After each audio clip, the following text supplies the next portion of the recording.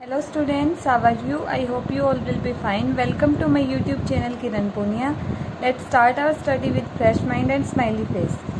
Let's start our exercise 14.2 in which we will discuss about the presentation of data. आज हम हमारी exercise 4.2 start करेंगे जिसमें हम डाटा को प्रेजेंट करना सीखेंगे। पिछली बार हमने 14.1 में क्या किया था फर्स्ट एक्सरसाइज में कि हमने डाटा होता क्या है ये सीखा था। अब हमारे पास जब डाटा आ जाएगा तो हम उसको प्रेजेंट भी करेंगे, उसके बाद ही ऑब्जर्वेशन हो सकती है ना हमारी, क्योंकि हमने यही बोला था जो स्टैटिस्टिक्स है उसमें क्या क्या आता है, हमारा डाटा आता है, उसकी ऑब्जर्वेशन आती है, उसका एनालिसिस आता है। ठीक है, तो हमें क्या करना पड़ेगा, इसके लिए हम सबसे पहले करेंगे हमारी रेंज एंड अगर हमने हाईएस्ट या फिर लोएस्ट कोई भी डाटा की इंफॉर्मेशन देनी है तो उसके लिए हमें क्या करना पड़ेगा, जो गिवन डाटा होगा उसको हम असेंडिंग या डिसेंडिंग ऑर्डर में लिख लेंगे। क्योंकि असेंडिंग ऑर्डर में लिखने का बेनिफिट क्या होता है, असेंडिंग ऑर्डर में फर्स्ट वैल्यू सबसे स्मॉलेस्ट होती है एंड लास्ट वैल्यू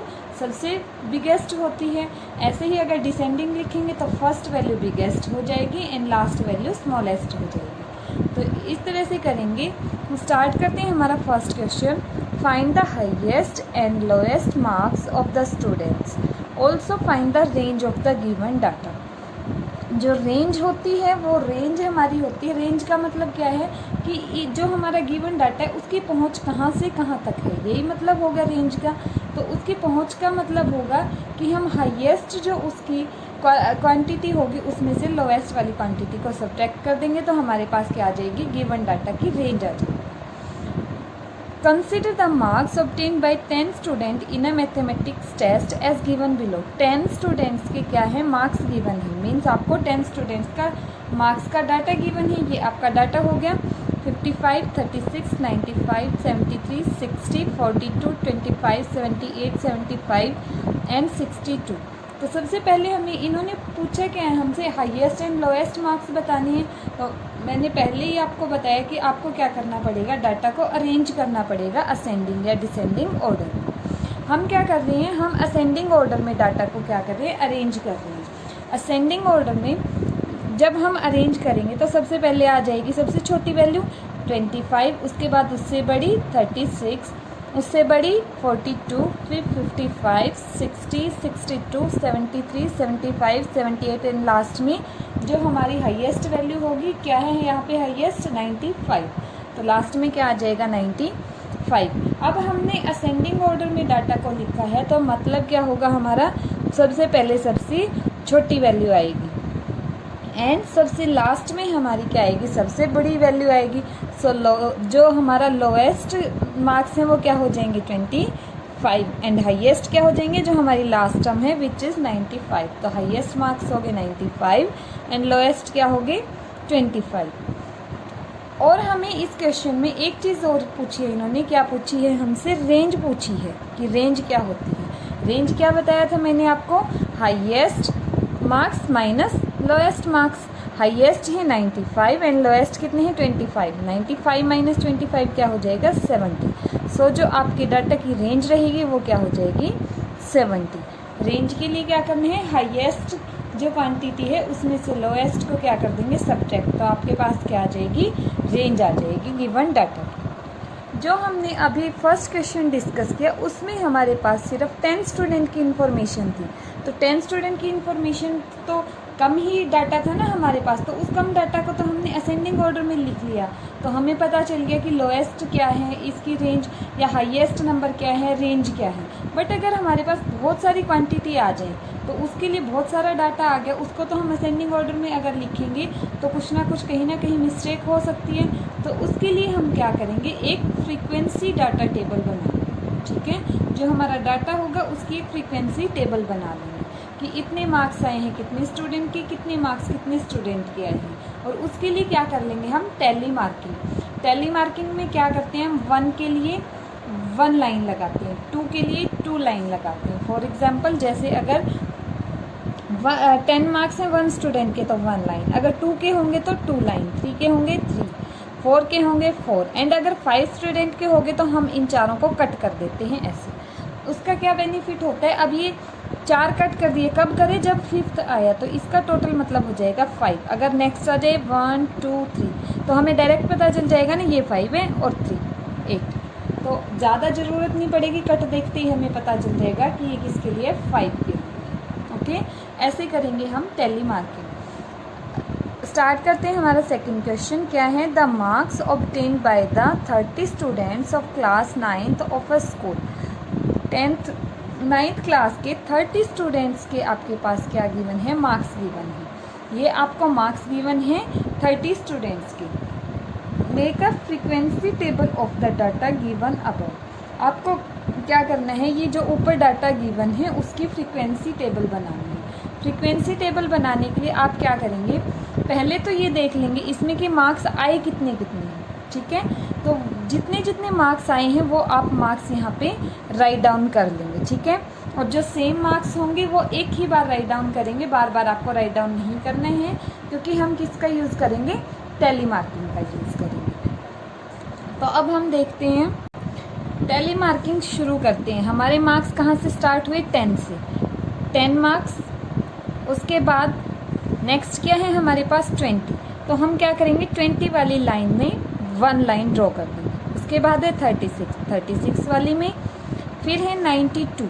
तो अब हम देखेंगे हमारा 92 जहाँ पे भी आ रहा होगा वहाँ पे हम क्या कर देंगे? एक लाइन लगा देंगे। नेक्स्ट वन इज़ 95 है, तो हम क्या कर देंगे? हमारी टैली मार्किंग 95। नेक्स्ट है हमारे पास 40, तो हमें क्या करना पड़ेगा? 40 की लाइन में। Next is 50, next is 56, next is 60, next is 70।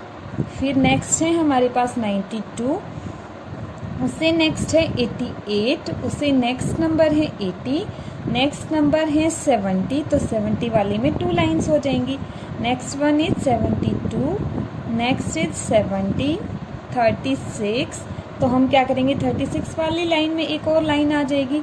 40, 36, 40, उसके बाद है 92, next is 40, next is 50, next is 50, next is 56, next one is 60, next one is 70, next is 60, next number is also 60 and last one is 88।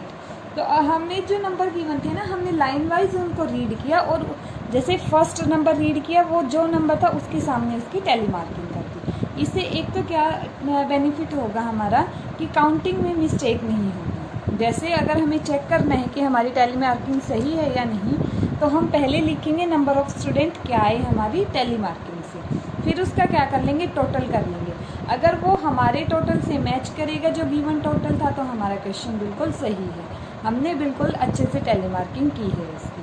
तो 10 के लिए 1 line है तो 1 student, और जितने मार्क्स आए, जैसे 10 मार्क्स आए 1 स्टूडेंट के, तो ये 1 क्या हो जाएगी? इन 10 मार्क्स की फ्रीक्वेंसी हो जाएगी। इस 1 को हम बोलेंगे फ्रीक्वेंसी ऑफ 10 मार्क्स। अब 2 के लिए कितनी लाइन है? 1, तो क्या आ जाएगा? 1। 36 के लिए 3, 40 के लिए 1 2 3 4, 50 के लिए 3, 56 के लिए 2, 60 के लिए 4, 70 के लिए 4, 72 के लिए 1, 80 के लिए 1, 88 के लिए 2, 92 के लिए 3 एंड 95 के लिए 1। अब हमारे पास टोटल स्टूडेंट कितने गिवन थे? 30। अब हम इनका भी क्या कर लेते हैं? टोटल। 1 + 1 2, 2 + 3 5, 5 + 4 9, 9 + 3 12, 12 + 2 14, 14 + 4 18, 18 + 4 22, 23 24, 24 + 2 26, 26 + 3 29 एंड 29 + 1 = 30। तो हमारा टोटल भी क्या आया है? 30, और गिवन स्टूडेंट भी क्या थे? 30। तो इसका मतलब हमने बिल्कुल अच्छे से टैली मार्किंग की है यहाँ पे। ओके, और ऐसे जो टेबल बनाएंगे जिसमें हम सिंगल सिंगल मार्क्स लिखेंगे कि 10 मार्क्स आए इतने स्टूडेंट के, 20 मार्क्स आए इतने स्टूडेंट के, तो इस टाइप की टेबल को हम बोलेंगे अनग्रुप्ड फ्रीक्वेंसी डिस्ट्रीब्यूशन टेबल। कि फ्रीक्वेंसी डिस्ट्रीब्यूशन टेबल तो है ये, लेकिन अनग्रुप्ड है, क्योंकि हमने सिंगल सिंगल मार्क्स लिखे ना, मार्क्स का ग्रुप नहीं बनाया, इसलिए हम इसको बोलेंगे अनग्रुप्ड फ्रीक्वेंसी डिस्ट्रीब्यूशन टेबल या फिर सिंपली फ्रीक्वेंसी टेबल बोलेंगे इसको। ओके, हमारा जो नेक्स्ट क्वेश्चन है वो है 100 plants each were planted in 100 school. 100 plants हैं और 100 स्कूल हैं। एक स्कूल में 100 प्लांट क्या करने हैं, हमें प्लांट करने हैं, 100 प्लांट लगाने हैं एक स्कूल में। और स्कूल ऐसे कैसे कितने हैं, 100 स्कूल हैं, तो उन 100 के 100 स्कूल में हम प्लांट लगाएंगे 100। ठीक है, during Van Mahotsav. After 1 month the number of plants that survived was scored as. एक मंथ के बाद ये देखा कि उनमें से कितने प्लांट अभी भी सर्वाइव कर रहे हैं। अब जितने प्लांट लगाते हैं वो सारे के सारे तो सर्वाइव नहीं करेंगे, कुछ मुरझा जाएंगे, कुछ टूट जाएंगे, तो जितने बचे हैं उनकी इन्होंने क्या दे रखी है, हमें डाटा दे रखा है। उसके लिए हमें क्या बनानी है, make a grouped frequency distribution table. जो लास्ट टेबल बनाई थी हमने वो क्या थी, अनग्रुप्ड फ्रीक्वेंसी डिस्ट्रीब्यूशन टेबल। अब हमें ग्रुप बनानी है, तो हम क्या करेंगे, हमारे पास प्लांट्स कितने हैं 100 ना, तो हम 100 तक के नंबर लेंगे यहाँ पे। अब यहाँ पे हमें देखना होगा हमारा लोएस्ट नंबर क्या है और हमारा हाईएस्ट नंबर क्या है। तो यहाँ हम स्टार्ट करेंगे और जो ग्रुप बनाएंगे वो इक्वल क्या होना चाहिए, डिफरेंस। ये नहीं है कि एक 20 से 30 का बना ले और सेकेंड बना दे 30 to 35, नेक्स्ट बना दे 35 से 37, ऐसे नहीं, सबका डिफरेंस इक्वल रहेगा। ठीक है, तो हम क्या करेंगे, जैसे ये हमारे पास 10 से कम प्लांट कहीं नहीं है, तो हम क्या करेंगे 20 से स्टार्ट कर लेंगे, 20 से 29, फिर 30 से 39, 40 से 49, सब में 9 का गैप रहेगा ना, और क्या रहेगा, वो चीज़ रिपीट भी नहीं है। ठीक है, तो हमने क्या किया, टेबल बनाया, नंबर ऑफ प्लांट सर्वाइव, जो प्लांट सर्वाइव कर रहे हैं 20 से 29, जितने नंबर ऑफ स्कूल में क्या करेंगे, प्लांट सर्वाइव करेंगे, वो है हमारे पास। टेली मार्किंग हम सीख चुके हैं तो दोबारा नहीं करेंगे।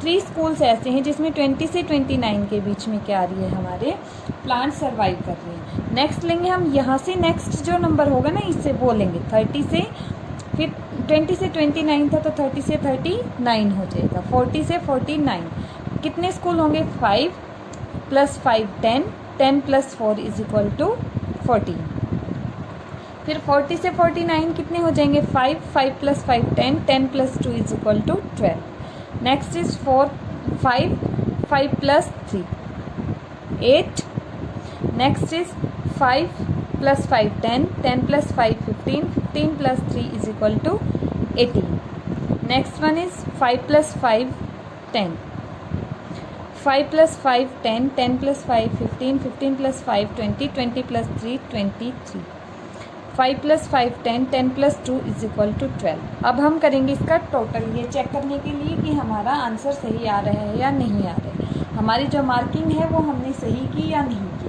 अब यहाँ 20 नंबर से लेकर जो 29 तक के प्लान्स होंगे ना वो आएंगे, जहाँ जहाँ हमारा नंबर होगा 20 से 29 के बीच में वो सारे यहाँ पे आ जाएंगे। ठीक है, ऐड करेंगे इनको, 3 + 4 7, 7 + 2 9, 9 + 8 17, 17 + 8 25, 25 + 3 कितना हो जाएगा, 25 + 3 28, 28 + 2 30, कैरी 3, 3 + 1 4, 4 + 1 5, 5 + 1 6, + 1 7, + 2 9, 9 + 1 10, तो कितने हो गए 100। और कितने थे हमारे पास, 100 ही स्कूल थे ना, तो इसका मतलब हमारी जो टेली मार्किंग है वो हमने बिल्कुल सही की है।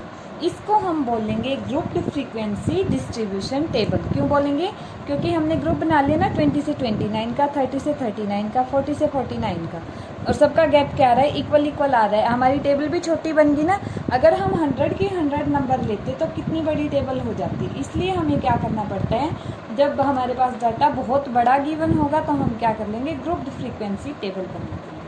Okay, thank you class, thank you so much.